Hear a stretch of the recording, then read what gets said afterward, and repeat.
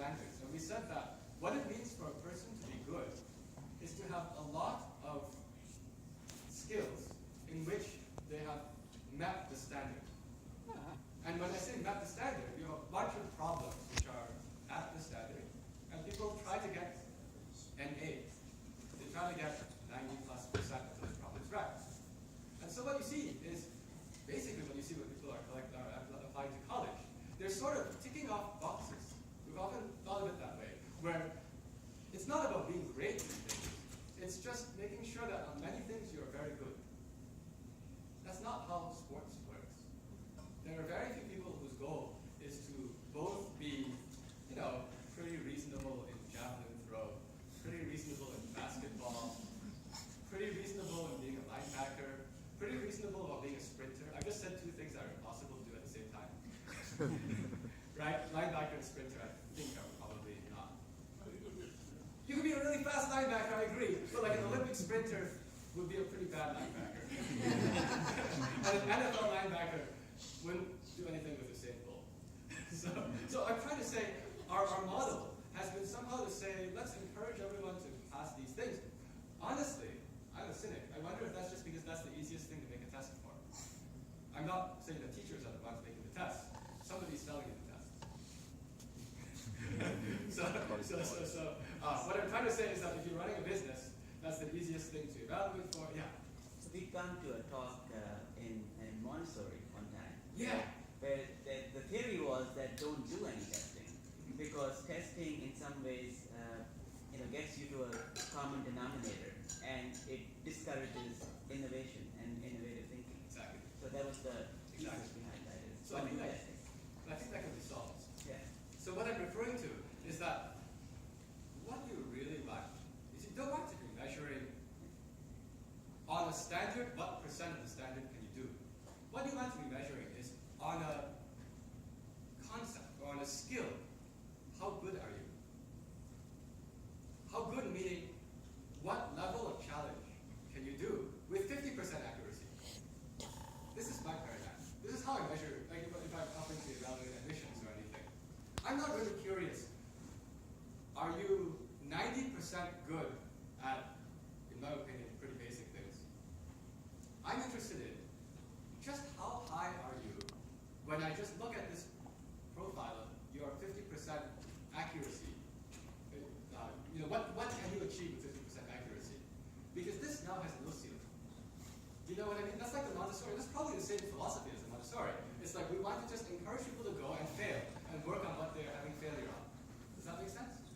This is hard to test with the ABCD multiple choice waiver. That's the reason why we don't have that. And unfortunately, our teachers are basically told by the states who have bought these tests that you're going to be evaluated on these tests. So the whole system just runs that way. All right? You guys are lucky. Your students are so talented that they will already get those skills. So then the interesting thing should become, can they push deeper? And in recruiting, there's a name for this. Like in hiring, it's like a T-shaped profile. Has anyone heard of this before? T-shaped? No? Oh, okay. This is a common thing that's said. If you're trying to hire for a company. I mean, I see this because I run a startup company. This is a T.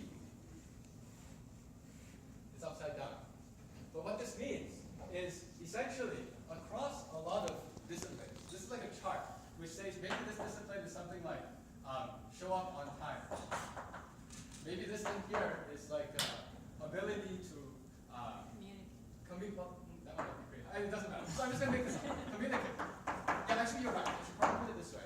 And then we've got this guy here, which is like that raw, your specialty. You're going to contribute some specialty to the company you've been hired to. Maybe what you're doing is operating system programming. Okay, that's pretty hard. Some people can do that. I can't. Well, that's the sort of person, that's the profile you'd be looking for if you were hiring an operating systems programmer. But you, in particular, are not looking for the profile of that. You are also not looking for a profile of this. Right? But when we think of what our testing is doing, and what many high school students think they're trying to do, they're trying to play what I think is, I really hate this. It's like, how many AP classes can I get a 5 in? Okay, well, I mean, that's a proof that you paid a lot of money. I mean, I'm not meaning for studies. I just mean took a lot of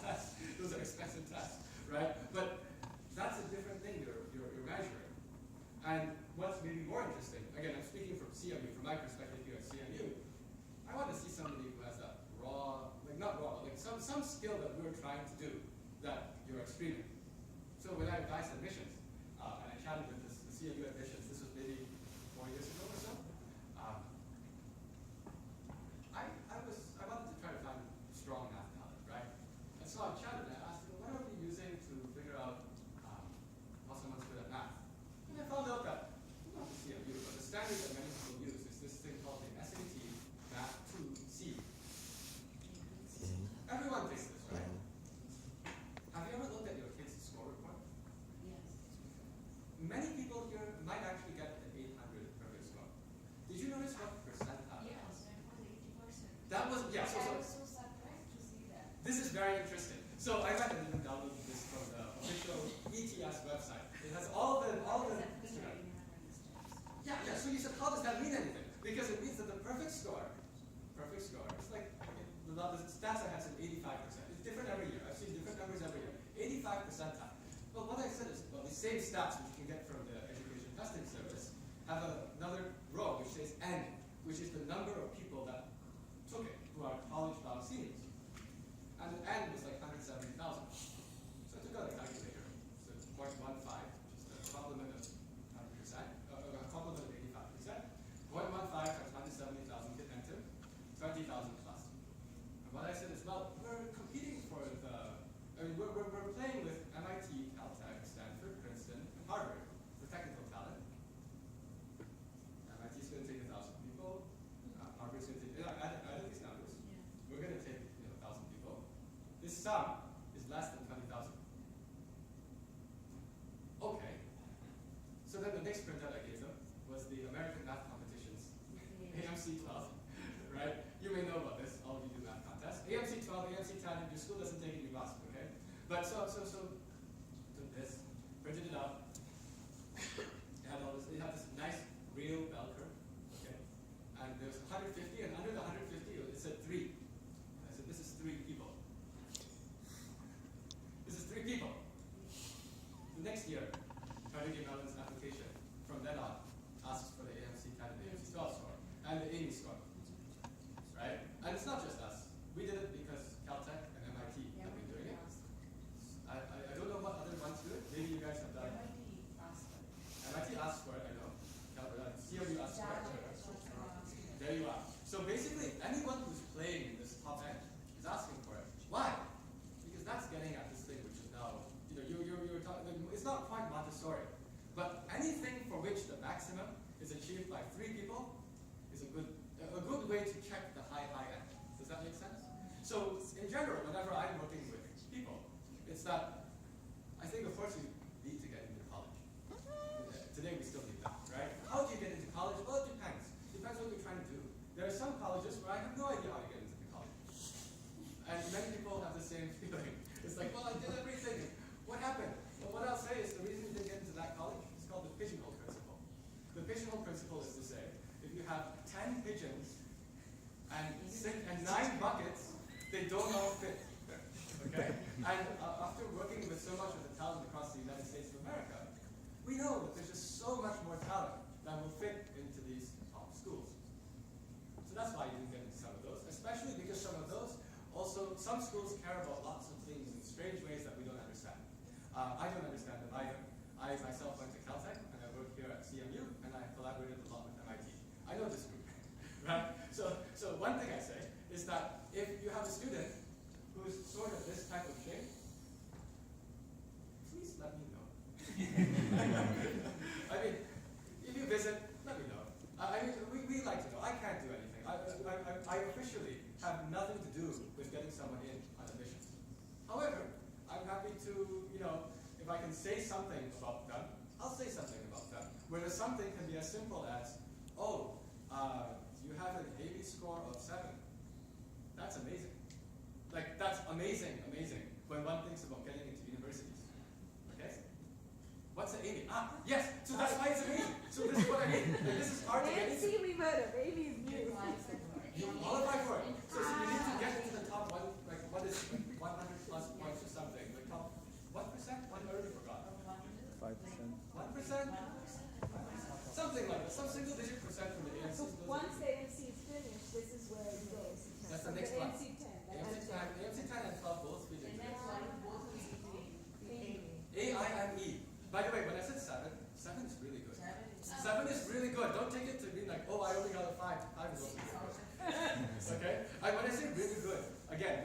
scales. Some people here are trying to win the CMIMC. Okay, they will need an 80 score of 14 or 15. Okay, but if you're trying to get into a university, like many of these top universities, you can get a 5. It's pretty good. I don't know if that's enough, but we told our admissions that if you have we didn't tell them what to do. We just showed them data. Here are histograms. Intelligent people then can judge for themselves. My son was telling me that MIT had a stat on there for the AMO and JMO. Yes. If you get into the JMO or AMO, it's a 50% chance of getting in. If you actually go to the whatever, to the campus, an 80% chance of getting in. These are very believable. That's what he's telling me. Yeah, I mean these are believable. Like the industry application. These are believable. These are believable. Okay, I just wanted to check. Yeah. In the CMU application, my dad had last year, it didn't have any spot for AMC score. It only had the AMC 10. That's true. I think we had it. So, I mean, I've seen it in Last the year. record. That's interesting. I'll have to double check. So she put it in She's put in, other yeah, well, that's always good. But I thought that I'd seen those in the spreadsheet. So, need change. yeah. But in any case, I should check because these are things. I mean, what I told them is I said, well, the way that the USAMO is selected is you take the AMC plus 10 times the AME. Yeah. This is how you even find out who just missed the cutoff. Because you mentioned if you take the USAMO, USAJMO, whatever happens, well, we also know how you calculate who makes it there. So you can even find out who just missed it. Do you know what I mean? We're interested in all these things. But so what I'm trying to say is that I only know how these technical schools operate. I don't know how Harvard and Princeton operate. Those are more sophisticated algorithms that involve other things. But over here, somehow, yes, you need to get all these technical schools. Your grades need to be good. You cannot really just say, I don't care about English. I will go and get C's in English. I'll even say English is really important. When I was in high school, I did debate team. And public speaking is a pretty important skill. And in order to do public speaking, you probably need to write. That's the easier part is to write what you're going to do. The harder part is to do it in real time. All this English stuff is essential. And a lot of people sometimes say, I'm just going to be the math person who just does math. There are very few, that's a bit too tight. Okay? And that's the reason why all of us want to see all of these cross skills. And as you see, I think history is important too. Because the only way to make sure you don't become part of the bad part of future history is to know what happened before and think mathematically, adapt it to what's going on today, and somehow sidestep it. So make sure the grades are solid. I think that one reason why people have trouble with making grades solid is they try to do too many other things, like they think they're supposed to start 5 clubs, because sometimes that supposedly helps you get into certain universities. I mean, I would say start a club if you care about it, and then really do the club properly. Don't just start 5 clubs so you can say you started 5 clubs, everyone sees through that. Okay, if you just say, I'm the founder of these 5 clubs, It's yeah. fundamentally wrong in the application. Sorry? In the application, college application, that's not to my religion. Fundamentally, something is wrong because you see 10 or 11 or 12 Rows. boxes Yes. rows in it. I don't get it, why you need like to fill in all this 12. Because if the students are going after it, because they see that's an application and they want to go for it. Okay, I can explain why that happens. So, you're talking about the common application. And I don't know how many of you already had kids go up and do this, but as you said, it says list your extracurriculars, 5 rows of things, and then list your achievements or something. Officers, positions. Officers, positions, all these things. It's because here we're talking about math.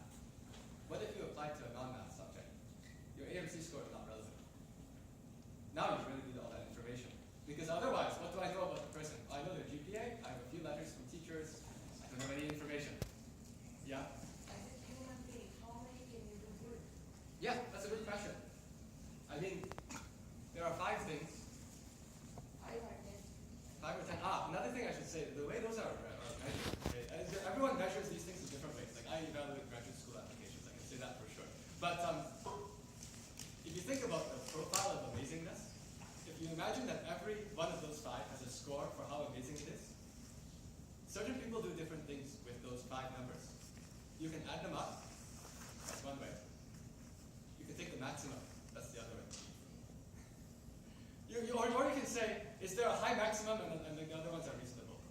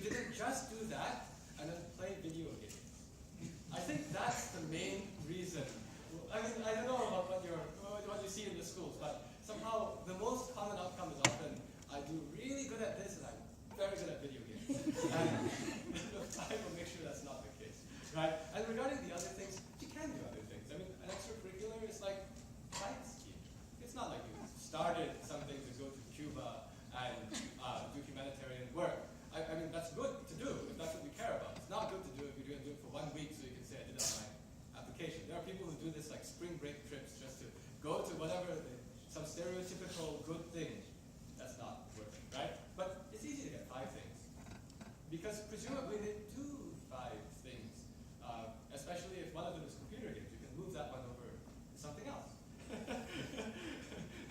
But I mean, this is just what I mean. 5 is not so crazy. It's just when people think that they're supposed to start club for the sake of starting club. Then they say it's start 5 clubs. Not really. I mean, some people do things like quiz bowl. I'm just naming academic things right now. Student government is not bad. I tried that too. It's useful. You learn how politics works. There's no better way to learn politics than to get politics. I don't have a question about getting into school because I don't have a child, and teaching high school has made me not really want a kid right now.